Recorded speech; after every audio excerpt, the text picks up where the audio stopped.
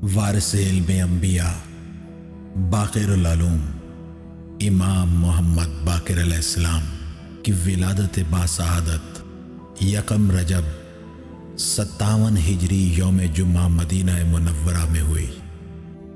اسلام کے معتمد مورخین لکھتے ہیں کہ جب آپ کا نور بطن مادر میں ظاہر ہوا تو آبا و اجداد کی طرح آپ کے گھر میں آواز غیب آنے لگی، اور جب 9 ماہ کے ہوئے تو فرشتوں کی گفتگو گھر میں سنائی دینے لگی، اور شب ولادت ایک عظمتوں اور پاکیزگی کا نور ساتے ہوا۔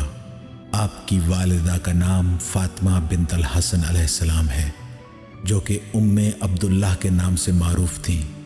اسی وجہ سے کہا جاتا ہے کہ امام باقر علیہ السلام والد کی طرف سے امام حسین علیہ السلام اور والدہ کی طرف سے امام حسن علیہ السلام کے فرزند ہیں، اور یہ دونوں مولا کائنات حضرت علی ابن ابی طالب علیہ السلام کے فرزند ہیں، اور ان کی ماں فاطمہ زہرا ہیں۔ اور یہی وجہ تھی کہ آپ کو ابن الخیرتین اور الوی بین الالویین کہا جاتا ہے، اور یہ فضیلت فقط آپ کے ساتھ مختص ہے۔ آپ کا نام گرامی لوح محفوظ کے مطابق اور سرور کائنات صلی اللہ علیہ وآلہ وسلم کی تعین کے مطابق محمد تھا۔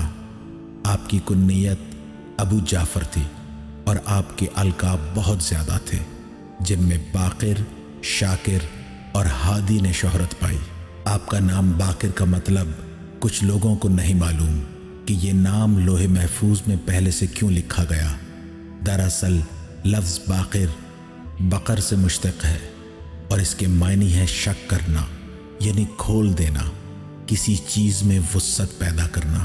یعنی امام محمد باقر علیہ السلام کو اس لقب سے اس لیے ملقب کیا گیا تھا کہ آپ نے علم و معرفت کے دروازے کھول دیے، حقائق، احکام اور حکمت اور لطائف کے وہ سربستہ خزانے ظاہر فرمائے جو لوگوں پر ظاہر اور ہویدا نہ تھے۔ یہی وجہ ہے کہ اہل سنت کے عالم جوہری نے اپنی صحاح میں لکھا ہے کہ علم کو وسیع کرنے کو بقرہ کہتے ہیں، اسی لیے امام محمد بن علی کو باقر سے ملقب کیا جاتا ہے۔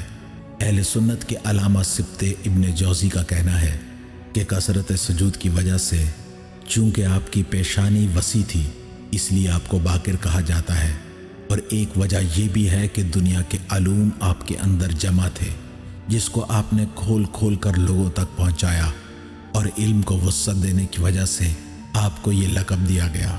علماء کرام نے یہ اس لیے کہا تھا کہ خود رسول خدا صلی اللہ علیہ وآلہ وسلم خاتم النبیین نے پہلے ہی ارشاد فرما دیا تھا کہ امام محمد باقر علوم و معارف کو اس طرح شگافتہ کریں گے جس طرح زراعت میں زمین کو فصلیں پھاڑ کر باہر نکل آتی ہیں۔ امام کی زندگی کے حالات اور مشکلات کو جاننا اس لیے بھی ضروری ہے کہ ہم سمجھ سکیں کہ کن مشکل حالات میں انہوں نے ایک علمی انقلاب برپا کیا۔ آپ 57 ہجری میں معاویہ بن ابی سفیان کے دور میں پیدا ہوئے، 60 ہجری میں یزید بن معاویہ بادشاہ وقت رہا، 64 ہجری میں معاویہ بن یزید اور مروان بن حکم بادشاہ رہے، 65 ہجری تک عبد الملک بن مروان خلیفہ وقت رہا، پھر 86 ہجری سے 96 ہجری تک ولید بن عبد الملک نے حکمرانی کی۔ اسی ملعون بادشاہ نے 95 ہجری میں آپ کے والد کو شہید کیا، اور اسی طرح 95 ہجری سے امام باقر علیہ السلام کی امامت کا آغاز ہوا، اور 114 ہجری تک آپ فرائض امامت ادا فرماتے رہے۔ اسی دوران میں ولید بن عبد الملک کے بعد سلیمان بن عبد الملک، عمر بن عبد العزیز، یزید بن عبد الملک اور ہشام بن عبد الملک بادشاہ وقت رہے۔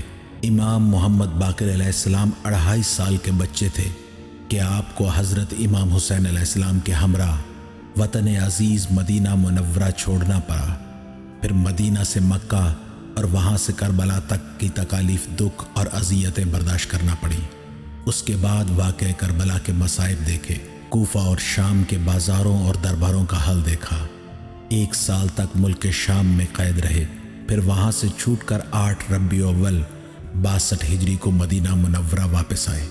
ائمہ علیہ السلام میں یہ واحد امام ہیں جن کے لیے خود حضرت محمد مصطفیٰ نے اپنی زندگی میں جابر بن عبداللہ انصاری کے ذریعہ سلام کہلایا۔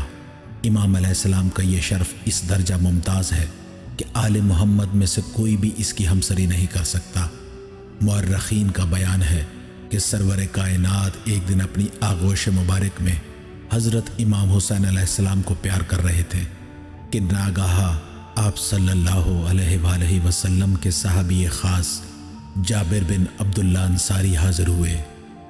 حضرت نے جابر کو دیکھ کر فرمایا، اے جابر، میرے اس فرزند کی نسل سے ایک بچہ پیدا ہوگا جو علم و حکمت سے بھرپور ہوگا۔ اے جابر، تم اس کا زمانہ پاؤ گے اور اس وقت تک زندہ رہو گے جب تک وہ سطح عرض پر نہ آ جائے۔ اے جابر دیکھو، جب تم اس سے ملنا تو اسے میرا سلام کہہ دینا۔ جابر نے اس خبر اور اس پیشن گوئی کو کمال مسرت کے ساتھ سنا اور اسی وقت سے اس عظیم ساعت کا انتظار کرنا شروع کر دیا، یہاں تک کہ چشمے انتظار پتھرا گئی اور آنکھوں کا نور جاتا رہا۔ جب تک آپ بینا تھے ہر مجلس و محفل میں تلاش کرتے رہے، اور جب آنکھوں کا نور ختم ہو گیا تو زبان سے پکار پکار کر لوگوں سے پوچھتے۔ آپ کی زبان پر جب ہر وقت امام محمد باقر کا نام رہنے لگا تو لوگ یہ کہنے لگے کہ جابر کا دماغ ذوف اور پیری کی وجہ سے اذکار رفتہ ہو گیا ہے۔ لیکن بہرحال وہ وقت آ ہی گیا کہ آپ پیغام احمدی اور سلام محمدی پہنچانے میں کامیاب ہوئے۔ راوی کا بیان ہے کہ ہم جناب جابر کے پاس بیٹھے ہوئے تھے کہ اتنے میں امام زین العابدین علیہ السلام تشریف لائے۔ آپ کے ہمراہ آپ کے فرزند امام محمد باقر علیہ السلام بھی تھے۔ امام علیہ السلام نے اپنے فرزند ارجمند سے فرمایا کہ چچا جابر بن عبداللہ انصاری کے سر کا بوسہ دو۔ انہوں نے فوراً تعمیل ارشاد کیا۔ جابر نے ان کو اپنے سینے سے لگا لیا اور کہا کہ ابن رسول اللہ، آپ کو آپ کے جد نامدار حضرت محمد مصطفیٰ صلی اللہ علیہ وآلہ وسلم نے سلام فرمایا ہے۔ حضرت نے کہا، اے جابر، ان پر اور تم پر میری طرف سے سلام ہو۔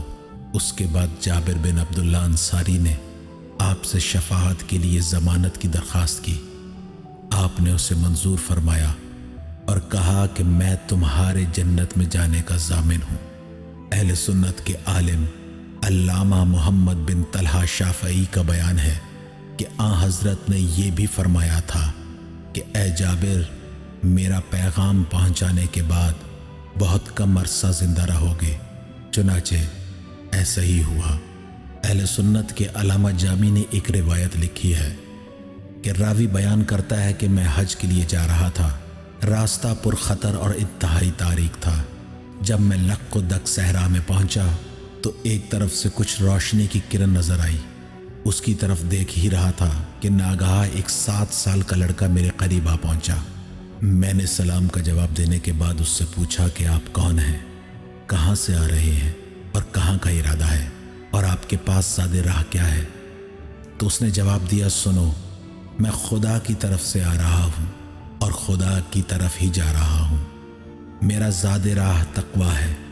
میں عربی النسل ہوں، قریشی خاندان کا علوی نژاد ہوں۔ میرا نام محمد بن علی بن حسین بن علی بن ابی طالب ہے۔ یہ کہہ کر وہ غائب ہو گئے اور مجھے پتہ نہ چل سکا کہ آسمان کی طرف پرواز کر گئے یا زمین میں سما گئے۔